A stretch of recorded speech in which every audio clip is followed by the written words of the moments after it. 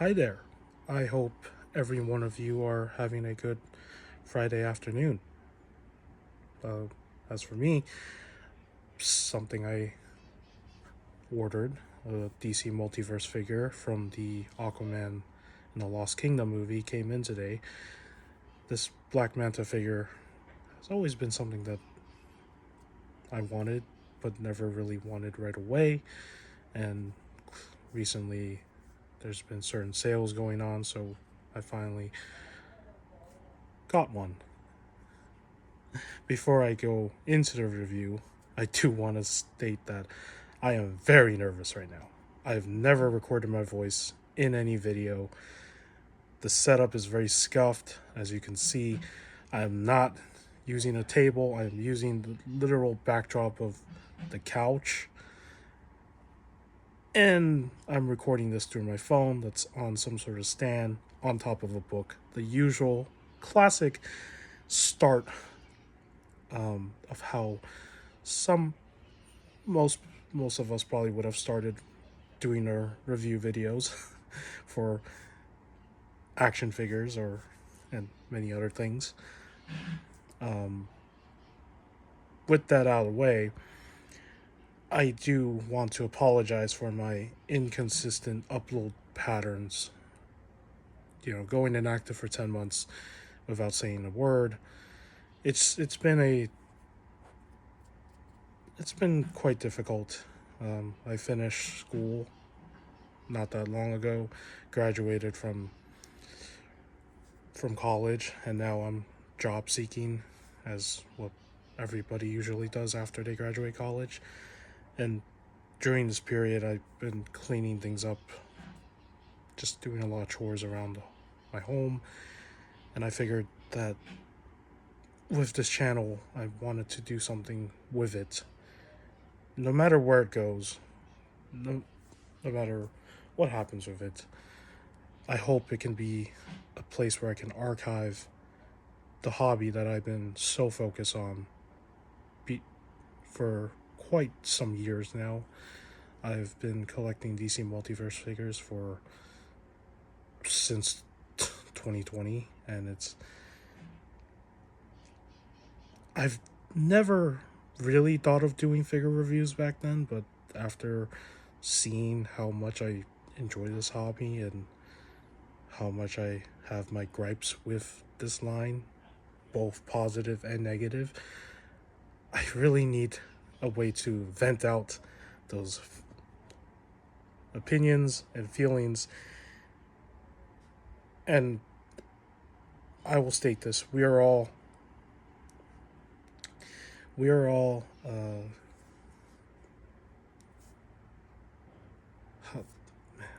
I apologize. This is very nerve-wracking.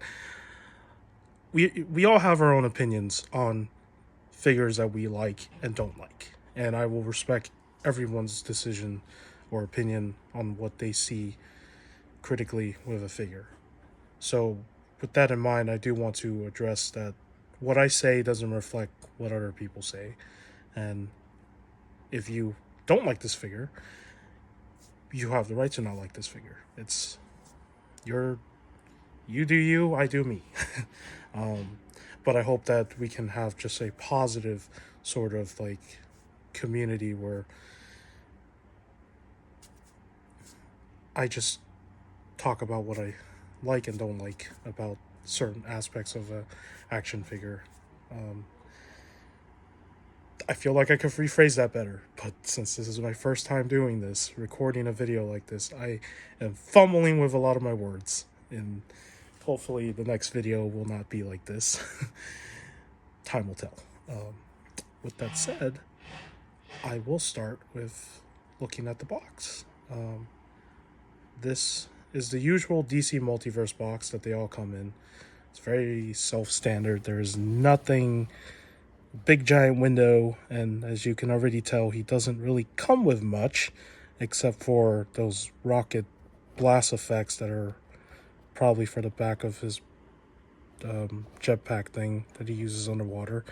And then with DC Multiverse figures, they all include your typical bio card read up, and also in this case, he has a flight stand, which is not all too common for figures. Some figures come with flight stands, like for example, like Superman, any character that can fly. But not all the time. Certain figures that can fly, like Martian Manhunter, didn't come with a flight stand. They come with the generic black hockey plaque style DC Multiverse stand, which I do not have on me, so I can't really. But if you've seen what they look like, you would know. And on the side of the box, it's the same. It just says, the name of the figure, and then on the back you have a giant artwork of basically what's on the card, which is very interesting because these were released before the movie came out. I think. I don't remember. It's been a little while. But yeah, that is the entirety of the box. And with further ado, I think it's time to get this out of the box, because that's what I usually like about opening new action figures, is just the fact that you can just get it out. And this is going to be very scuffed, because I have never had to open something with a camera in front of me. Usually I always have it easier, but this is actually quite difficult. There we go.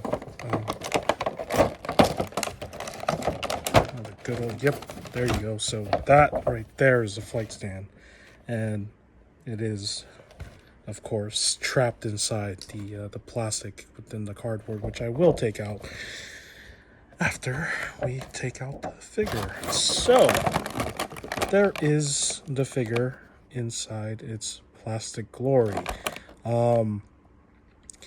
They're always held up by these plastic little, I don't actually know what they're called. They're not wires, they're knots. Usually I use a scissor to cut them. So for example, like, they can be very tedious and messy. I've had cases where I've cut a lot of these open for a lot of Mcfarlane figures, and sometimes they drop on the floor and I forget that they're there and I step on them, which is partially my fault. So, but with these, I definitely will put them to the side and not lose track of them, because I do not want them on the couch. That would be horrible to sit on. Very tedious. I'm too scared to use a box cutter to do this, because personally, I do not want to cut myself. So hopefully I can get this out with no issue. There we go.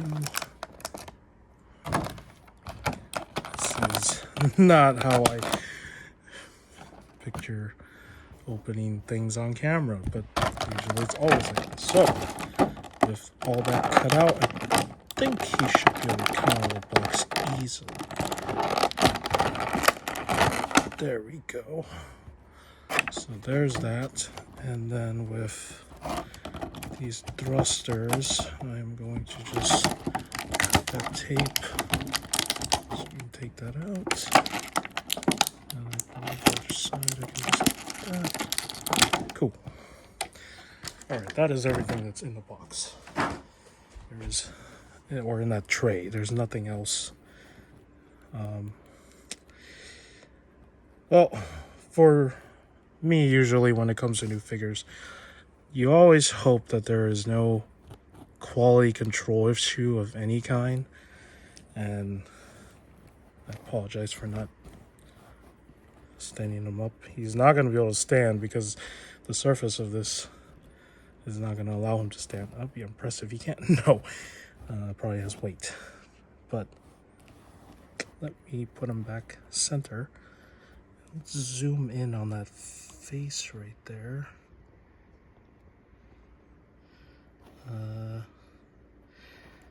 I think you can get a good look at the paint. I'm not too sure if my camera is picking that up.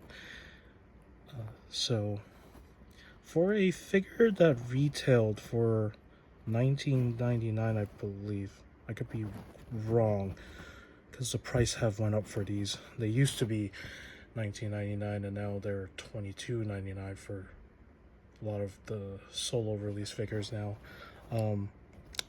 The silver paint is not too bad, but it's not like the usual dull gray plastic they sometimes use on these type of figures, so there is a little bit of shine on it.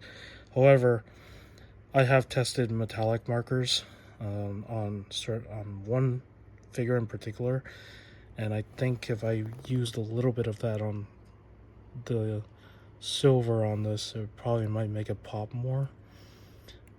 So aesthetic wise, I like that. Now in terms of his head, it can move a little bit. You can see that the backside of his backpack, which I haven't shown. The wires or the cords are connected to his head, so there's like a limit of how much you can really move his head before you put stress onto that soft rubbery, it's not really rubbery, more like just soft plastic, PVC type plastic that they've been using. And of course, you have your red flame effect, which all you have to do is really just, I believe, just put that in there. Oh, not showing it. You just twist it in. And then you have your flame effect. So that's kind of neat. So the flight stand is for him to be held on, so it looks like he's flying, or yeah, mainly flying, or swimming underwater with his jet thing. I'm not really sure what to call this. It just looks like a jetpack. Jetpack designed for underwater travel, I guess, or yeah. Now, in terms of his aesthetic, though, I do like that big dome helmet that he has on his head. It's very similar to the comic of what he looked like in the comic books. From the versions that I grew up with, he always had this big silver helmet. There is that classic retro version that where he was purple or blue. I don't remember what the colors were, but it was very different from this version. And it's not bad. I like the big red eyes. You can see the big red eyes. I wish there were a laser effect that existed for this type of character that can be attached to his eyes, so it looks like he can do the thing he does in the comics and in the movies, where he just blasts like a laser beam. Sadly, that does not exist. And another sad thing is there is not much with this figure. Like, if you look back at the box art, he has a Triton. Well, that Triton does not come with him, because you have to buy King Kordak, if I remember right. And King Kordak comes with the Black Triton, of course, because that's the guy who had the Triton to begin with, or it was his Triton, so I guess it makes sense to release it with him. But in terms of articulation, which I did show a little bit, there is a little bit of movement on his head. It can go side to side. It can tilt side to side. You're not going to be able to look up with him because of this. So like the looking up is going to be very restricted. But if you want him to look down, I mean, yeah, he can definitely look down. And as for his arms, this is a very new figure, so I don't really know how the joints are going to be. His arm can do the T-pose. So if you get him into the T-pose, yeah. I hope I'm doing this right. I hope this is picking up on camera, because clearly I'm looking at the figure and not the camera. So if it's out of frame, I apologize. This is very scuffed, as I said. And then, of course, he also has double joints. So if you look here, he should be able to do double joints, but it can be really tight sometimes. But oh, there you go. that's a double jointed elbow right there.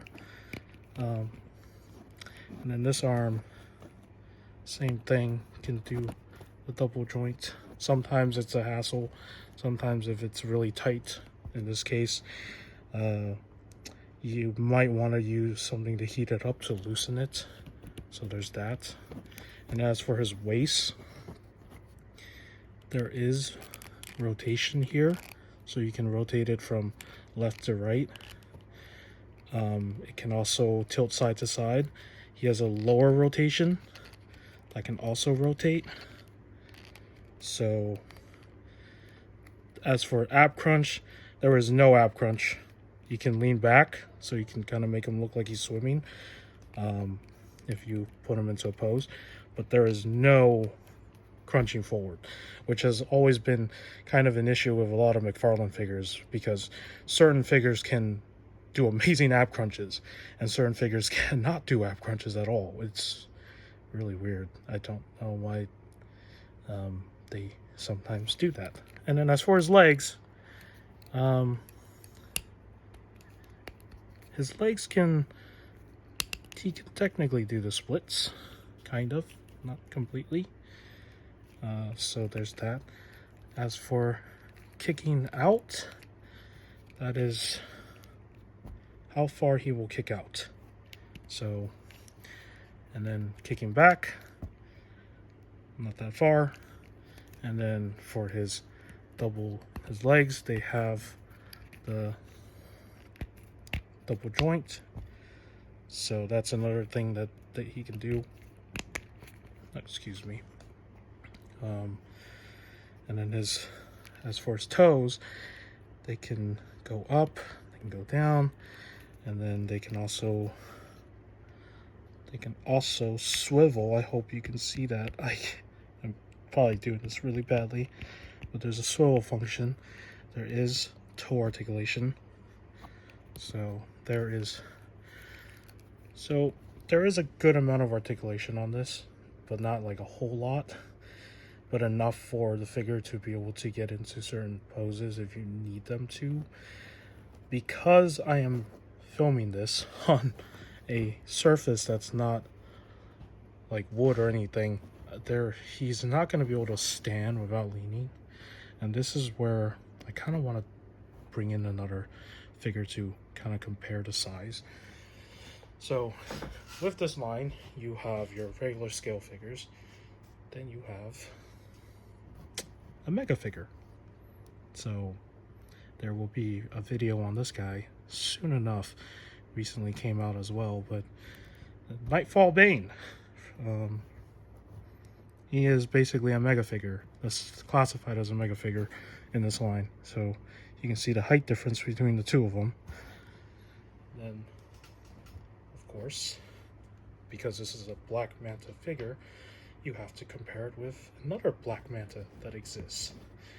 And there is the Page Puncher Black Manta, which they are not the same in design. One is very stylized and cool looking. The other one is trying to capture that more basic comic style that people remember the design to be. But both of them are pretty cool, having the two of them together. So it's actually not a bad thing on the shelf to have two different Black Mantas, two different armors, I guess, or suits. So, and then if you look at the back of them, quite similar. They both have tubes. They both have some area that allows them to fly, I guess. But just one is more present and the other one's more slimmer. So, and also the helmets are quite different as well. So, this is yeah, this is kind of cool. And I think this figure, if I remember correctly, and this is where I get to that point where some figures can articulate really good, right? So like if you arc him back and then have his head look up a little bit, you can kind of get him into like a swimming pose if you are good with that. But this figure has decent ab crunch, right? That top torso going down only to that, which is better. But again, it's really weird how some figures have it and this one does not have it, or I can't get it to do it because it's literally really freaking stiff. But if you tell him to arc back a little, he can do a little bit. So that is but this is Black Manta from the Aquaman movie, and aesthetic wise it's very nice looking, but it could definitely use some sort of improvement, and I think I will definitely try to use some sort of metallic markers to kind of touch up a little bit more of that silver. It could benefit from it. In terms of accessories, I will have to figure out what I want to give him, because I am not going to get King Kordak just for a Triton. That is probably not a good idea, unless that figure goes on sale. Or I can also try using this that came with the other Black Manta, but this is going to be very tricky to get his hands into. So, because he has, as you can see, he has 2 trigger fingers. So it's really weird because it looks like he's meant to hold guns, but his hands are meant to hold a Triton of some kind. So yeah, that's another common thing with Mcfarlane figures. They all got trigger fingers. It's very or trigger hands. They're very sometimes they have the regular gripping hands, sometimes they don't have the regular gripping hands. So certain figures, when they grip certain things, it looks weird because he has a finger that's meant to go with a gun, but then he's not holding a gun, he's holding a sword. I don't know what to say about that, but that's just a common thing with this line. Before I end this, I do want to get something out because I forgot to take this out. Again, this is what I mean by this is very nerve-wracking for me because I've never done this. I had a format mapped out, but you know what you formulate in your mind doesn't always go the same way as when you are actually recording said video. So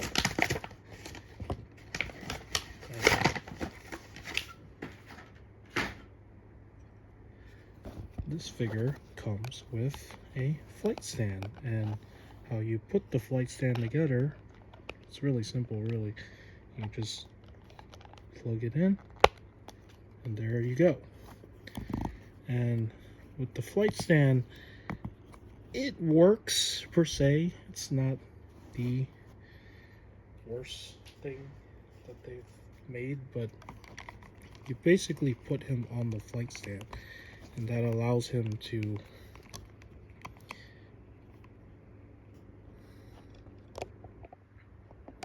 basically stay kind of like on the air. His arms are sticking up. Give me. So you can try to recreate him, I guess, like floating or hovering, because he has this jetpack and this thing is gonna lean because it feels like it wants to fall. But that is what the flight stand is for, and the flight stands can be a pain sometimes, right, if they're very stiff. But the point is, this can go up and this should be able to rotate, but this is very stiff right now. This is a very new flight stand. It does not want to rotate. I might have to use a little bit of heat or something, but that is the flight stand for the figure if you want him to be displayed that way, which can work. And then of course the last thing that I forgot to take out was the card. So with every DC Multiverse card, there they show the picture of what's on the box, and on the back you have this data file read up. So if you really want to read that, you can pause that, but pretty much these are all included with every figure. Most of the time they are, but there have been certain releases where they don't come with them, and I tend to keep them. I don't throw them out. I have a binder that I store them into, and that binder is just a record of how invested I am in this line. So but with that said, this is my first ever review for a DC Multiverse figure on this channel. I apologize if it came out very scuffed. I am a fumbling mess right now, but I hope you enjoyed this video and look forward to the next one in the future. Hopefully it will not be as scuffed, and then we'll have a proper setup, or a temporary setup that's not using the couch as a backdrop. I cannot guarantee when that video will come out. However, I will say that it will happen, because this is something that I've had planned or thought of for a while, and I hope you stay around for it. And if you don't stay around for it, I understand, because this type of content is not for everybody. So, but alrighty, that will be the end of this video, and I hope you have a good Friday afternoon. I did not mean to make this video very long, but hopefully I keep it under a certain amount of time for the next one. So with that, that'll be it for today. Take care.